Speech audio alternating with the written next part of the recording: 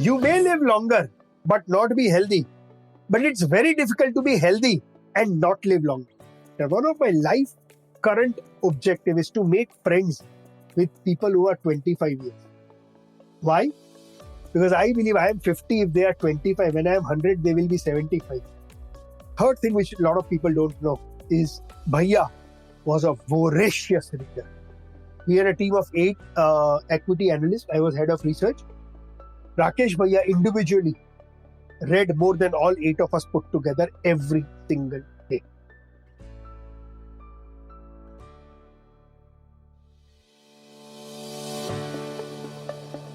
Hey, my dear listeners, welcome back. We are here with yet another inspirer joining us today to share his life journey, life story. We have with us Prashant Desai, a multifaceted individual who had his trust with so many things, had worked with India Inc. Corp, had the opportunity to be an entrepreneur, turned out to be an author, now on a different path of being a biohacker. It's an absolute joy and my privilege to have Prashant Desai on Inspire Someone today. How are you doing today, Prashant? Hey Shrikant, thank you so much for having me. Appreciate the opportunity and really looking forward to interacting with you and through you with your listeners as well. So thank you for this. So, here we are to discuss Prashant, his life journey, and his quest in particular on a very interesting subject that the global mankind is looking for: longevity of human species. How did this all begin, Prashant? What does science have to say about longevity? Can this be achieved naturally? What are the pros, cons of somebody going down this path? So interesting, right?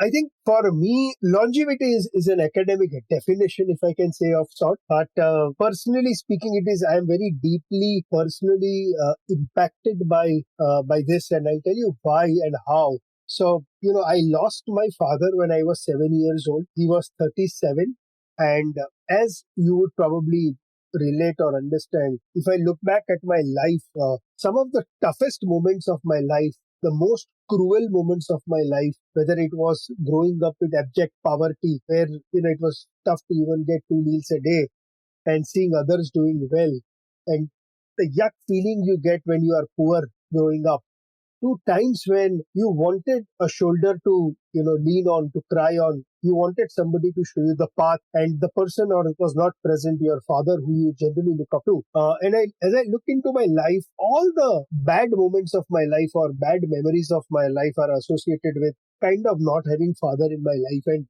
death, to a certain extent, when it comes very early, it became very personal to me. Growing up, such was its impact on me, Shrikant, that I thought I will also not be there for my daughter. I will die very early. I used to have lot of nightmares about dying early, and it was around 34, 35 that these nightmares began to kind of dissipate. And as luck would have it, on 27th February 2014, I lost my brother at the age of 35. And it was like life was, replaying the same sad story for me. I got very angry with death. I was anyways very angry with death. I became even more angrier with death. And from then I have been trying to search for a way not to die early, which is how you define longevity. Longevity is basically adding years to your life. And that quest to search for a method through which you can live longer got me deeply into this subject. And during COVID, I came across this term called longevity escape velocity, which essentially means that a time in future where for every year you live, science and technology will add one more year to your life. Just to you can break it up for your listeners, longevity encompasses two things. Longevity is increasing your lifespan and increasing your health span. It's both. So it's increasing the number of years in your life, increasing the life in those years. So it's not unidimensional, it is two-dimensional. So it has both health span and lifespan.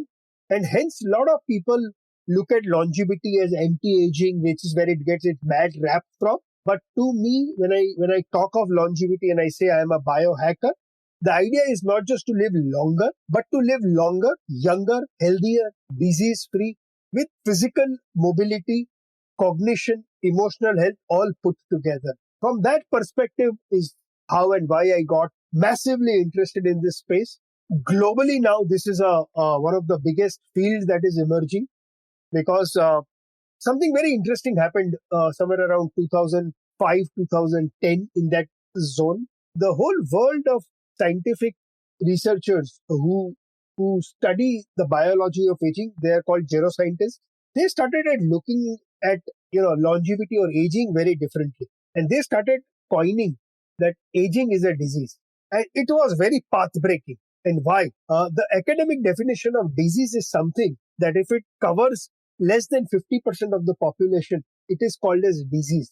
But because aging is something that kind of covers the entire population, the world of science never show or never considered aging as a disease. Now look at it, when I reframe and if I look at aging as a disease, suddenly if it is a disease, you can do something to slow it down, you can do something to prevent it, you can do something to cure it, you can do something to treat it. And that's where in 2005 2010 a lot of work happened, not just towards understanding why we humans age, but why we don't have to age.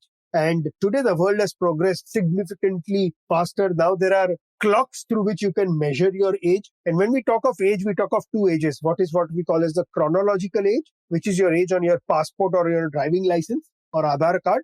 And second is what we call as the biological age. Biological age is your age from within. Most of us will know, are we aging faster or are we aging slower? You know somewhere looking at yourself, are you healthy, are you not? We all try to avoid this, but somewhere subconsciously we know this. But now there are clocks which have been designed where you can scientifically measure what your age is from within. So let me give you an example. About 2 years back, I measured my biological age when I was in US, and my age came 54. At that time, I was 49 years. So my chronological age was 49, but my age from within was 54. Okay. In India, your average life expectancy is 69 years or say 70 years, right? Assuming I am an average human who will die at 70. If my biological age is 54, it means I have 16 years left, which means my chronological age was 49. So I will definitely die at 65. But that's not one thing. Now that I know that my biological age is 54, now I can do something about it.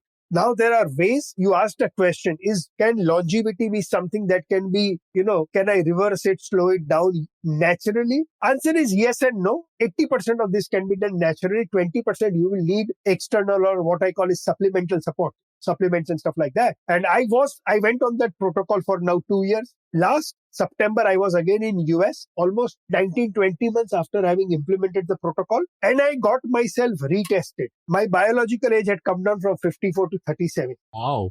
Okay. So now, if I put the same mathematics in place, that if I will die at 70, because that's your life expectancy, but from within I am 37, I have another 33 more years, which means if I am 50 today, chances are I may live up to 83. So the world has moved ahead, and there is, we all keep saying right time, right place. I just feel the whole world of longevity, geroscience is now gathering speed at the right time, at the right place. And it is being backed by a lot of marketing dollars. I am a big capitalist at heart, Srikant. And I just feel that until large capital comes, you will not be able to solve big problems of the world. And I think there is no bigger problem of the world than aging, because there is not a single disease that does not come when you age. You slow down aging, all disease will get pushed back by decade. Number one cause of death, heart disease, is a aging related disease. Cancer, aging related disease. Neurodegenerative, Alzheimer, Parkinson's, dementia, aging related disease. So it's brilliant, right? If I just focus on one disease called aging, and if I can do something about it, I win over all other horsemen of. So that's how I kind of got massively interested, and now in a path to try and see if I can live longer, but younger, healthier, disease free, and show death the middle finger. Super start, Prashant. I very, very intrigued with everything that you have stated here. I think I loved two of the things that you mentioned about here. It is lifespan and health span. It's just not one dimension, but two dimension, which also kind of makes one to kind of think about the negative impact of something like this. While everything that you said makes a lot more sense, is so optimistic outlook out there. But is there a tendency of having focus on some of this stuff, the whole debate versus quantity versus quality. Yeah, you may want to extend the lifespan. You did mention it's just not about adding years to the life, but it's also healthy. But you're also going against the natural phenomenon, against nature. So just talk us through the quality versus quantity bit of this.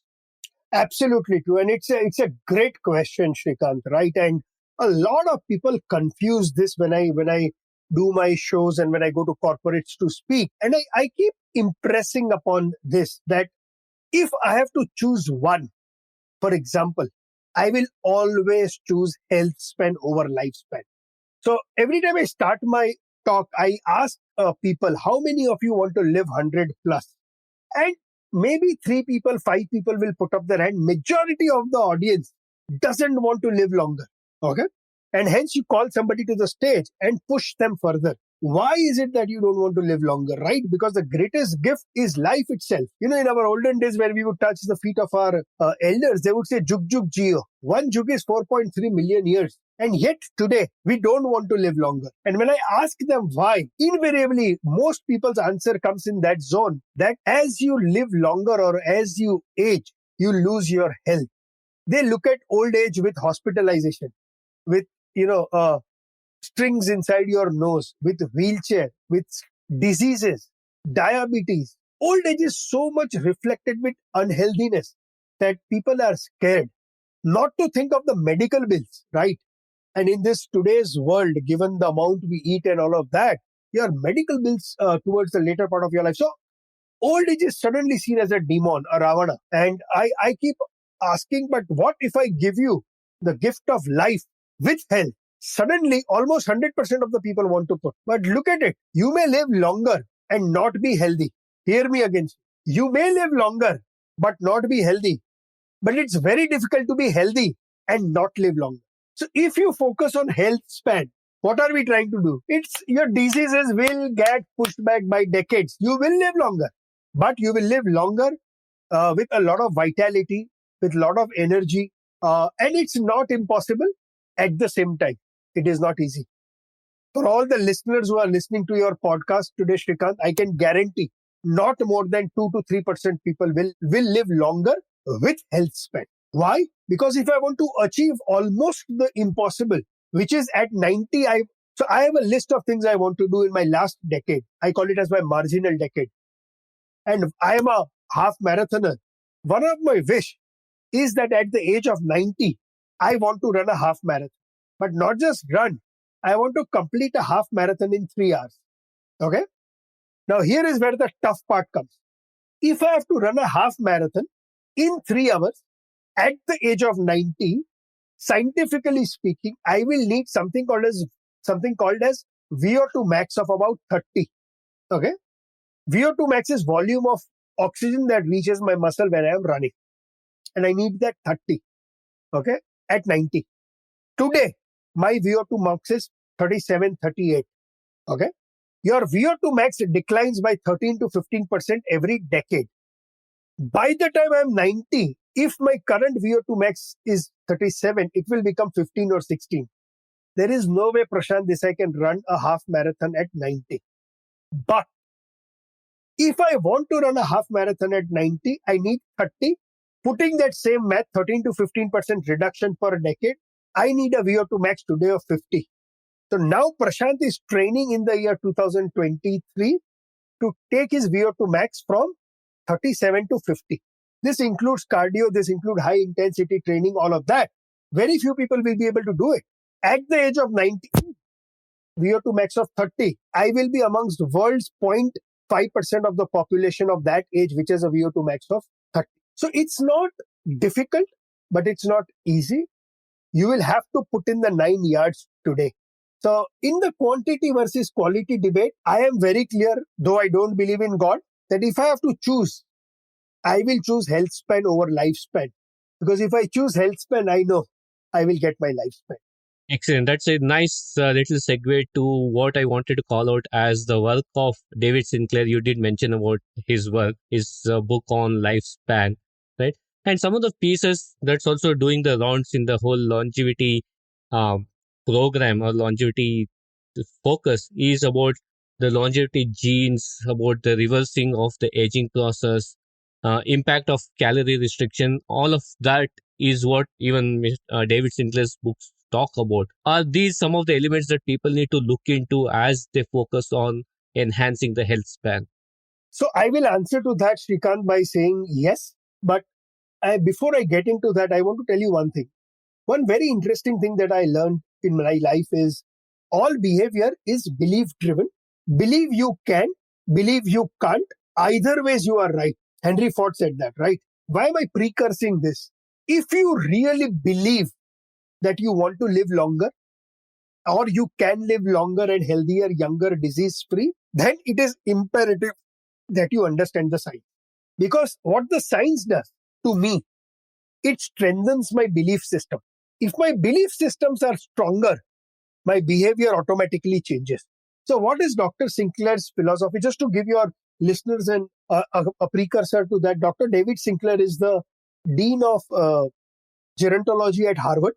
He's dedicated his entire life to studying a set of longevity genes called sirtuins. Okay.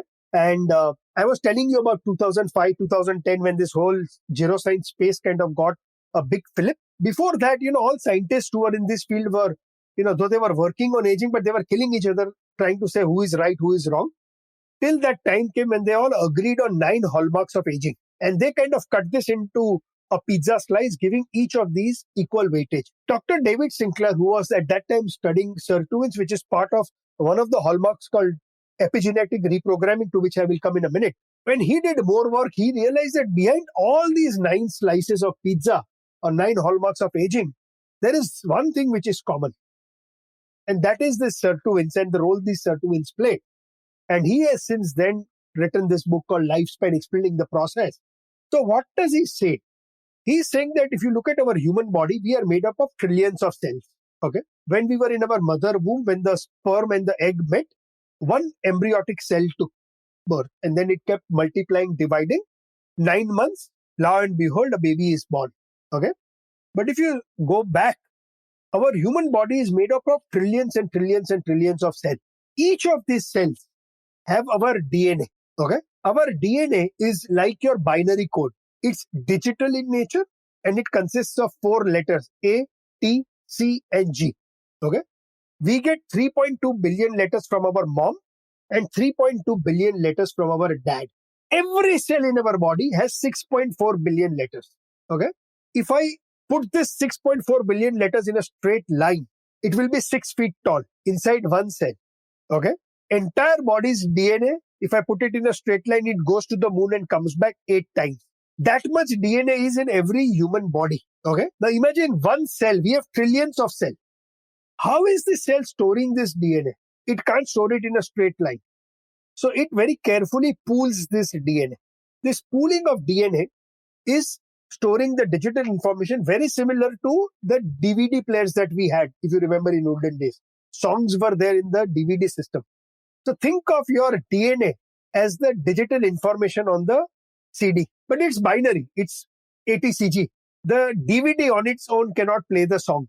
DNA on its own is just a set of instruction. It cannot do. It needs a reader. So have you ever wondered, when all cells are same and every cell is the same genetic information, how does one cell go on to become eye? One cell go on to become skin? One cell goes on to become hair? One cell goes on to become nail. Identical information. That role, the reading of the DNA or the DVD, is played by something called as epigenome. Epigenome means above. Epi means above. It sits above the genome, and its role is when the DNA was spooled, that 6.4 billion letters, Mother Nature spooled it in a way that it kept some genes on and some genes off. Epigenome reads which genes are on and which genes are off. By reading which genes are on and which genes are off, it tells the cell, hey, you cell, go and become eye. Not only will you become eye, but you will also remain eye for the next 100 years. Why? Because tomorrow, if it loses this instruction and instead of eye, that cell becomes hair. Just imagine what will happen to your eye. There will only be hair. ever seen a lot of people as they old, they get a lot of hair in their ear? That is genetic instructions going wrong. The cell which was supposed to remain skin has become hair. And hence you are growing more hair where you have to supposed to grow skin. So you have DVD, which is basically the DNA or the genetic information digital. Epigenome, which reads this information like a DVD player. If you look at a DVD player, when you bought a new DVD player, it was playing the songs beautifully. Then what happened? Slowly, the DVD started getting some scratches. Those scratches are the noise. So when there is a very small scratch, nothing happens. From the time we are born, we start damaging our DNA or the DVD. Every time you go and damage the DNA, somebody has to come and do the cleaning up process. But these scratches that we develop over a period of time is nothing but aging. So DVD is your DNA, digital information. DVD player is your epigenome, and the scratches on the DVD is nothing but aging. If you have more scratches when you are 30-year-old, your biological age, like mine, is 54. If you have lesser scratches, your biological age is what my biological age is today, which is 37. However, Mother Nature also created a set of genes through which you can polish these scratches. Those are the genes Dr. David Sinclair works with, called sirtuins. Sirtuins essentially play two roles. First role is they have to keep reproducing as we keep growing, because the role is to go and repair the DNA. So either they are idle and reproducing, or they go and polish the scratch that you and I would have done. Now, here is what happens. When you keep giving more scratches, your sirtuins have to go and keep polishing them. The more time they spend polishing, the less time they are spending multiplying. As we age, we are burning candles at both ends. At a time when we need more sirtuins to polish, we don't have enough sirtuins because they are spending more time cleaning up the thing. So Dr. David Sinclair said in his book Lifespan that we have 3 sets of longevity genes. His work is on sirtuins. We have 2 more longevity genes called mTOR, which is mammalian target of rapamycin, and we have another set of longevity genes called AMP kinase, AMPK. These 3 genes work in tandem and play a very big role in determining whether from inside our biological age process is growing faster or it's growing lower.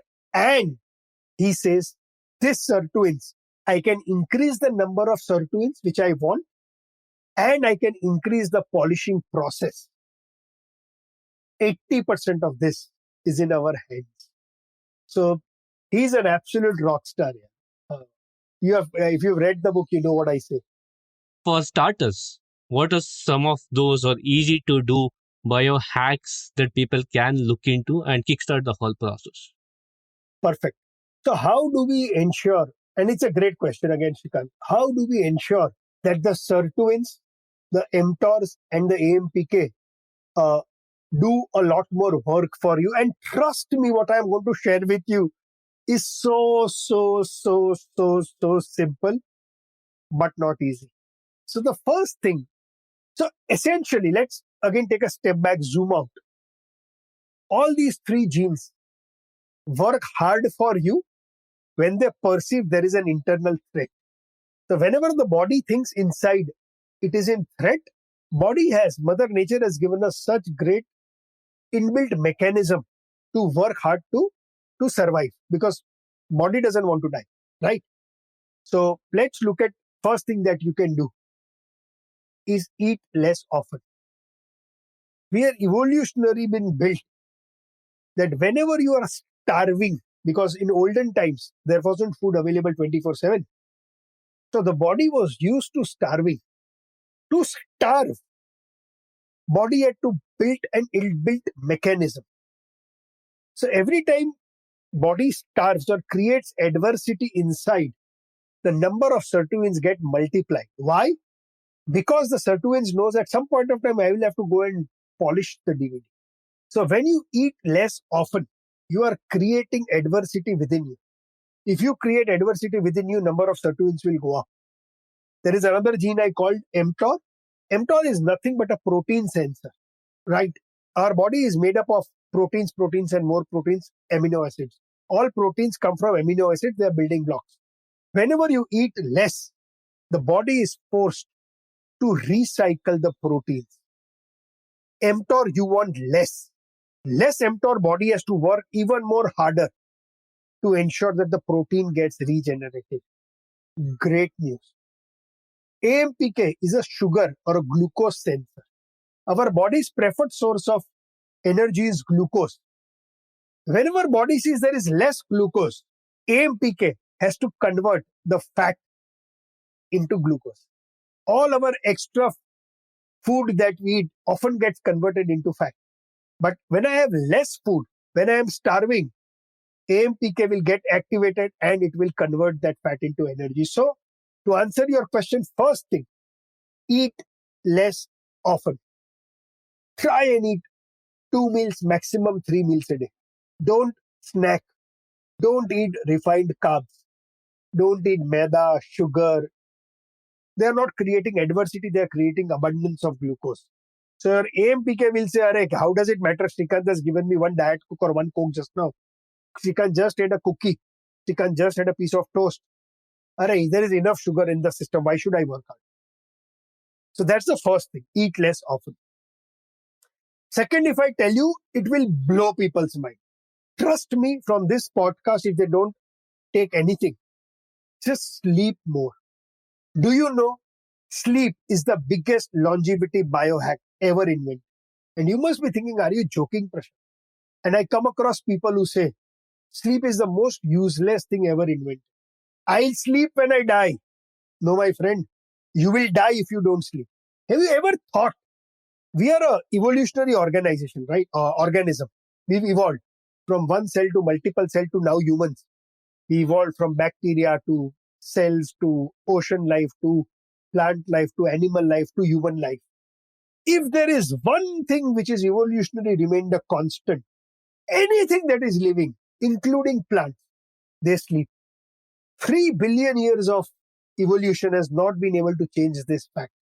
Think, why does Mother Nature think 1/3 of your life you must sleep? And every night you must. Kuch to reason hoga, right, Shrikant? Why? Because when you are sleeping, body's mechanism to fight, to get rid of all the junk, I'm not talking in terms of food, all the toxicity gets cleaned up. When you sleep, your body can deal with trauma. If you've had a very bad trauma and you don't sleep, you will keep getting nightmares. If you have had a bad trauma and you sleep well, nightmares disappear. Body's inbuilt mechanism to fight trauma. Brain, the most important of human organ, it's 2% of body weight, but consumes 20% of energy. Brain cleans all the toxins out only when we sleep. So if you don't sleep, your levels of sirtuins will come down, mTORs will increase, which is a bad thing. AMPK will come down. And lot of people, let me define what good quality sleep is. There is a scientific definition of sleep. Sleep is 8 hours and it captures 3 elements: quantity, quality, and consistency. 8 hours of sleep with a fixed wake up time and a fixed go to bed time. Quality of sleep. 25% of your sleep should be REM sleep and deep sleep. REM sleep is when we dream. We sleep in 90-minute cycles. And number 3, consistency. Just because you slept 5 days well, come weekend and I will not sleep, it takes away all the benefit. The second thing you need to do is sleep. Third, most important. And there is nothing more important than the third one. In nutrition, after you correct your nutrition, your ROI is 0. What more can you do? It's the same in sleep. Once you learn how to sleep 8 hours, then incremental ROI is 0. There is only one thing where your incremental ROI is infinite, and that is exercise. Exercise creates adversity in your body. When you go for your run, when you lift weights, inside the muscles are breaking. Adversity. Muscles have to repair. What happens when you have to repair? More sirtuins. Protein is needed to build muscles. When it comes to muscle, we talk of muscle mass, muscle strength, muscle power. I'll give you one statistic that will blow your mind. If you are over the age of 65 and you've had a fall and you either break your hip or a femur, you have a 70% chance that you will die in next 12 months. Such is the importance of muscle. You asked that question right in the beginning. Quantity versus quality, health span versus lifespan. The only single most determinant of health span is muscle. Muscle will protect your bones. If you do not have stronger bones, you will not be able to stand straight, bend spine, wheelchair. You fall, fracture, you will become frail. So, third thing is exercise. Within exercise, lift weights, lift weights, lift weights, eat protein. And last, which is my most favorite, spend time with your friends and family. Be happy. Community, very important for longevity. What's the point of living longer if you don't have anybody to speak with, if you're not happy? So ensure that you spend great quality time with your friends, with your family, whoever they matter. One of my life current objective is to make friends with people who are 25 years. Why? Because I believe I am 50, if they are 25, when I am 100, they will be 75. If I am able to live till 100 and if I am, healthy, I want to talk to people, right? That time, how many 100-year-old will I search for? I need 75-year-old. So your friendship is extremely, extremely important. And lastly, have a purpose in life. Otherwise, you will not want to live long. Purpose is the single biggest determinant of longevity. When people lose purpose in life, they lose the need and the will to live. The body gives up. So five, six things you can do. So wonderfully put. I think what you have done in the process is given a scientific backing for each of this. We have always heard about eat less, sleep more, exercise, have a purpose, build relationship. Now you're given a reason why it matters. And if you want to be healthy, if you want to live long, these are the five little steps, five easy steps to do.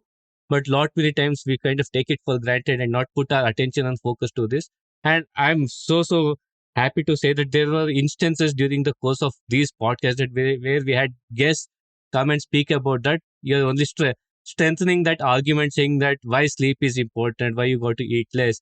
And recently, Harvard came up with this particular book called as A Good Life, which kind of goes back to your last point of building relationship. It was a 85-year-old study that is still going on, which basically says the reason to build a good life, or one of the underpinning reason to have a good life, is good relationships.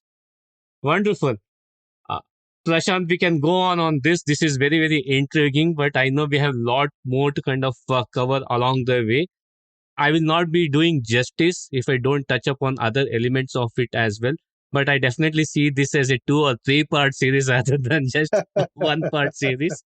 So I'll kind of try to not touch upon some elements of it. Prashant definitely would want to do one more episode with you so that I don't want the messages to be mixed back for the audience as well. So if you're okay with that, I'll just focus on this particular episode and some of the other elements that I would want to discuss. But keep your entrepreneurial journey maybe for the next episode if you're okay with that. Of course, it will be an honor and a privilege. Super. Great. So we are having this wonderful conversation with Prashant talking about lifespan, health span, what are some of the little things that each one of us can do. We will slip into the other side of this conversation to get to see the other side of Prashant. What we call this as the power of three round.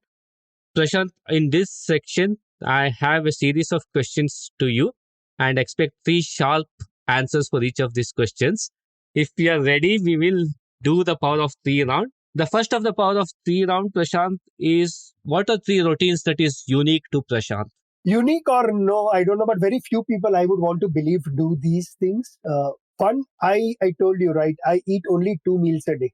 I fast for 18 hours. So I think it's a routine that is now a part of me.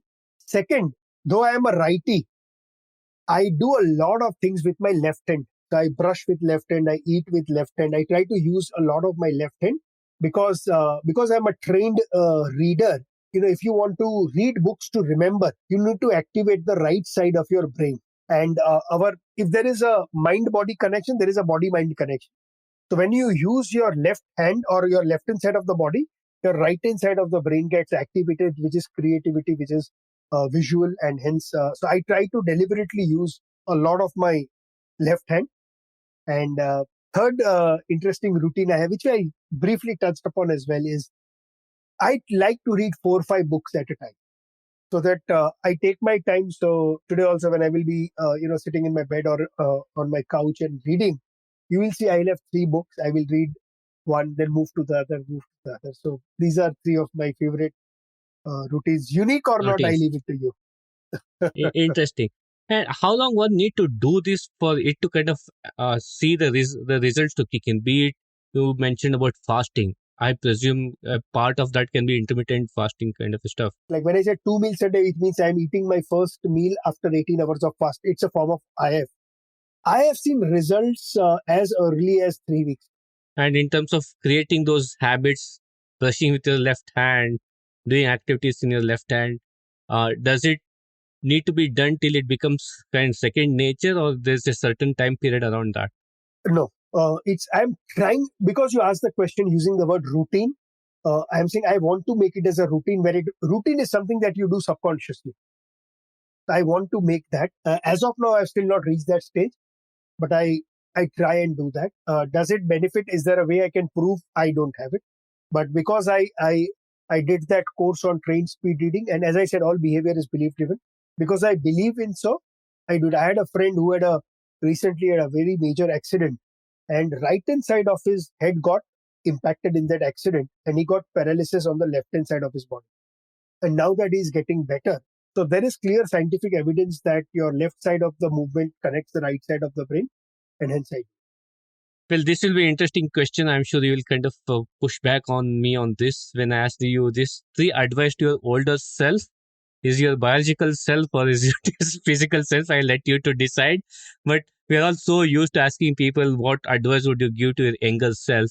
I want to change that and say what advice would you want to give to your older self? One, of course, I'm very clear.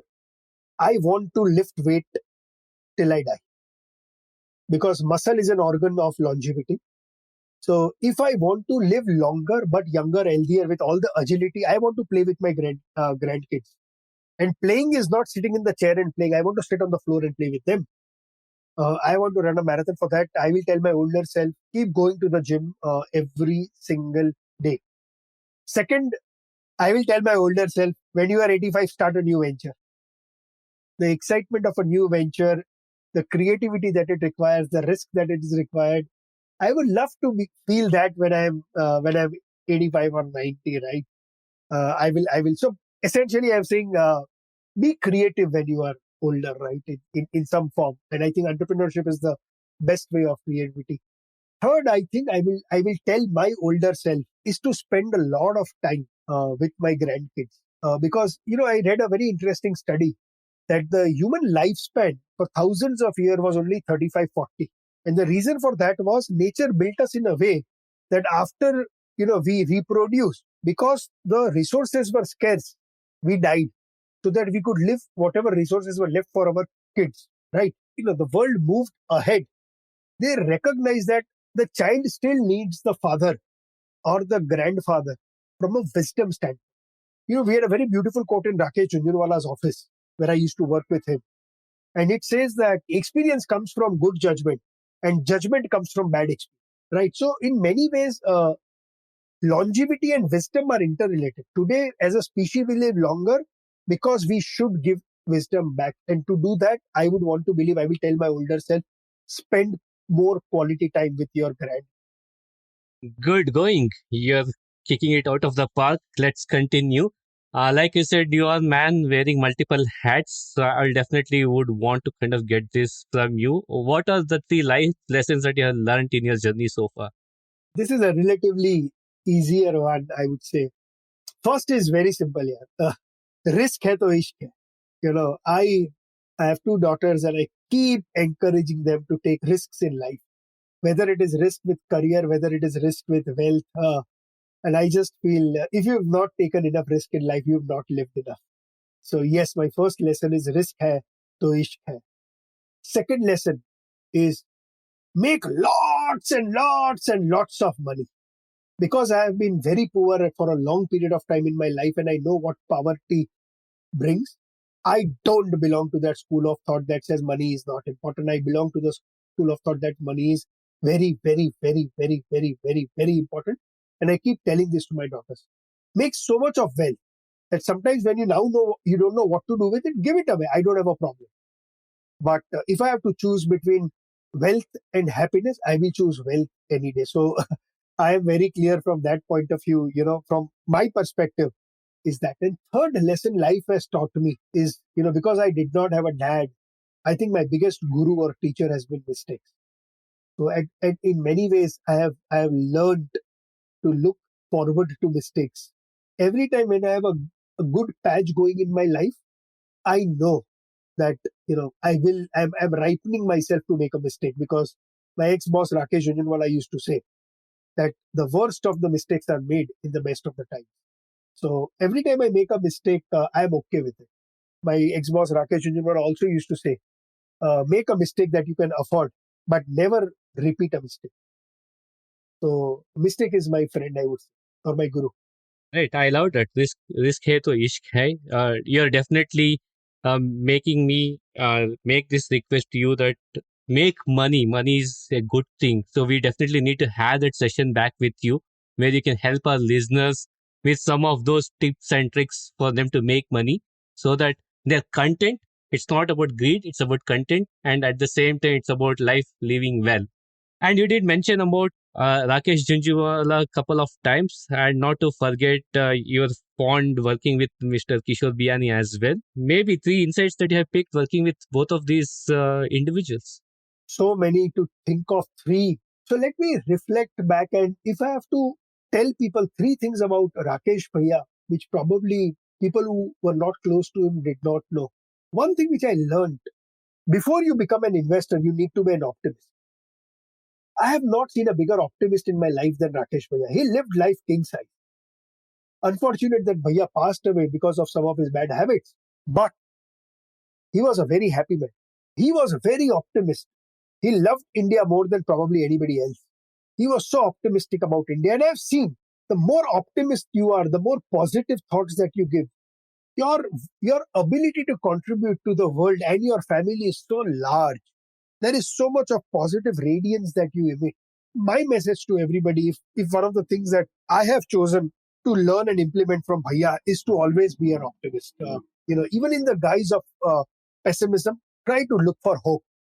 There is nothing more endearing than hope. Second thing, he put it differently, I put it differently. You enter Bhaiya's office, and Bhaiya was a big believer in God. And there are a lot of idols of God put. And above that, Bhaiya had a prayer. And that prayer said, by God's grace and elders' blessing. Differently put, he was talking of a role of luck. What I have realized is we often, when things are good, we think we have done it. We just discard the role of luck. When it comes to us, it's us who have done things. When it comes to others, we have a 360-degree different view. He was lucky. No, no, no. Mukesh Ambani was lucky to have been born in Dhirubhai Ambani's family. So I'm saying the role of luck I have come to appreciate more. I give a lot less credit to myself for a lot of good things that happen and credit luck. I think that was another thing that in my way I learned from Bhaiya. Third thing which a lot of people don't know is Bhaiya was a voracious reader. We had a team of 8 equity analysts. I was head of research. Rakesh Bhaiya individually read more than all 8 of us put together every single day. We have Nifty. There are 50 companies in Nifty. And Bhaiya used to be amongst the very, very, very, very, very, very, very few people who could trade and invest. As a trader, top 50 Nifty companies, he knew their revenues, he knew their gross margin, he knew their EBITDA, he knew their profitability. Not just now, last 5 years, 10 years. He was a voracious reader. So these three things are things maybe people don't know about Rakesh Bhaiya. So three things, if I have to, look at from a Kishore Biyani standpoint, I think Kishore ji taught me, and I write this in my book also, to be a generalist more than a specialist. And his view. So I used to, every time we would converse and say something, I would always quote the stock market because I am a complete addict or a hopeless romantic when it comes to stock markets. Right? I tell my wife I love stock markets more than I love her any day. And then she asked me, will you say the same for your daughters? And I said no, but I just think I was so in love with stock markets. And when I joined Kishorji, I would always try and bring stock market. And he used to say, यार तुम economic times, sir हर चीज में तुम stock. He said Times of India. And I learned that from him. I had no interest in art. I had no interest in music. I had no interest in literature. I had no interest in philosophy. I had no interest in psychology. Today, I have a lot of interest and I read on all of them. So I think that's one thing I learned from him. In life, it is just enjoy that life of a generalist, not that of a specialist. Second thing I learned from him is to think big. And this is the biggest problem with Indians because of our colonial nature and because Britishers ruled over us for 200 years. Before that, Mughals ruled over us for 400 years. It somewhere ties in with that risk hai to ishq hai kind of a philosophy. Is that we Indians have very low self confidence. We don't think big. And he used to tell us, always think, kuch nahi hoga, bada socho, bada socho, bada socho. I tried to do that with my venture, failed miserably. That's a completely different thing. And other thing I didn't learn from him, but I learned of him is debt is death. The difference between Future Group and DMart, one is down to dust and other is today at about almost 4 lakh crores of market cap, is debt took one down, another guy does not have debt on his book. So if you look at my personal balance sheet, I went bankrupt twice. But now I not only do I don't have any debt, I also tell my daughters that somewhat we don't borrow in. Great lessons out there. I kind of pushed you to kind of summarize that into three. I'm sure we can run multiple episodes just to kind of take your learnings from these great individuals. We did touch upon this. I'm sure it would be a question that will be missed if I don't ask this. Is three book recommendations? Shrikant, I don't give gift of sweets and I gift book to people, to my friends, close friends. So let me tell you the three books that I have gifted, which I am very, very happy and proud of. I think first and my most gifted book is a book called The Psychology of Money by Morgan Housel. And that book has nothing to do with how to create wealth, more to do with psychology of money. For those who are listening, I would even encourage them to read Morgan Housel's blog, which he posts on his website called Collaborative Fund. He posted one, I think, 3 days back on role of expectation. Brilliant. So psychology of money is something. Second is James Clear's book Atomic Habits. And every time I read that book, I learn something new. And it's a must read for everybody. And it's very interesting how he says that it's very difficult to get rid of bad habits, but how it is very easy to inculcate new habits. And most of us spend disproportionate time trying to get rid of bad habits, then we should spend more time inculcating new habits, right? So that's my second. And third is, yeah, I gifted it last Diwali to everybody, and I think it's a must read, especially for Indian population. Is a book called the Glucose Revolution by Jessica Inchos. It's essentially how sugar kills. So she explains the science, and then she gives us 10 hacks which we can follow in our life. And a lot of people don't know India is the diabetic capital of the world, but most people don't know that we have more pre-diabetic people than we have diabetic people, which means that in the next 5 years or 10 years, diabetes will be the leading cause of death. The only way to avoid type diabetes is to uh, kill sugar. And this book will help people a lot. And it's a very easy to read, beautiful. Checking along the last of the power of three questions, Prashant. Three practices to improve health. We have been talking a lot about health span, lifespan. You did give some light over it. If there are three things that one can look into from an overall health standpoint, what will those three things be? I think I will begin with purpose. And the reason why I'm saying, if you give your life a very, very strong purpose to live, you will do a lot of things right today. If you tell yourself, GK kya karenge? Why do I want to live longer? You will eat wrong. You will not exercise. You will not sleep. As I said, all behavior is belief driven. And your belief will come from a purpose. So I am a very, very, very big believer that from a health standpoint, having a very strong purpose in life is extremely important. And also what we spoke, right? That purpose is also very critical to emotional health. A lot of people disregard emotional health in a big way, but trust me, if you are unhappy, you are miserable. And if you are miserable, you will make people who are around you, their life miserable. So I am very clear. Purpose, one. Two, emotional health. Give priority to your emotional health. Trust me, most of us are very, very unhappy with our life. We are very angry people. If you keep going deeper and deeper and deeper and deeper into why, you go 7 levels deep, why, you will realize most of us attach our happiness to somebody else being happy. I want my daughter to be happy. If I see her unhappy, I am unhappy. Hence, I would want to believe, along with purpose, emotional health is extremely important. Being happy or doing things that gives you happiness. Let me put it differently. So every year I do an exercise called, I list my top 5 activity value, not value, but activity value. Things that I will do. Honesty is a value, but it's not an activity value. You can't do honesty. So I have my top 5 things.